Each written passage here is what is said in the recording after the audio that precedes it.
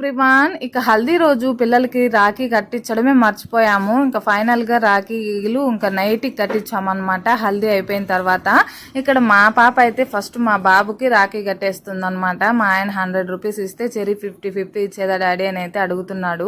ఇంకా ప్రతి సంవత్సరము మా బాబుకు 2 రాఖీలు, ఇంకా అక్క వాళ్ళ బాబుకి 2 రాఖీలు కడతాము. ఒకటి మా తరపున, ఒకటి అక్క వాళ్ళ పాప తరపున అయితే కట్టిస్తూ ఉంటాం అనమాట పిల్లల దగ్గర. ఇంకా రాఖీ రోజు ఇలాగా కట్టించడం, అందరూ కలిసి ఒక దగ్గర జరుపుకోవడం ఈ సంవత్సరం చాలా బాగా అనిపించింది మాకు. ఇంకా మా పాప కూడా మా అక్క వాళ్ళ బాబుకి రాఖీ కట్టించేసిన తర్వాత ఇంకా మేము కూడా తమ్ముడికి రాఖీ కట్టాము. ఆ వీడియో క్లిప్ అయితే మిస్ అయింది. ఇక్కడ మా తమ్ముడికి షాల్వా అయితే ఎలా వేస్తే బాగుంటుంది అన్నట్టు ఇంకా అక్క అయితే ఇక్కడ వేస్తుంది అనమాట. ఇది వచ్చి తాతయ్య షాల్వా, మాకు చాలా రోజుల నుంచి ఆనవాయితీగా వస్తుంది.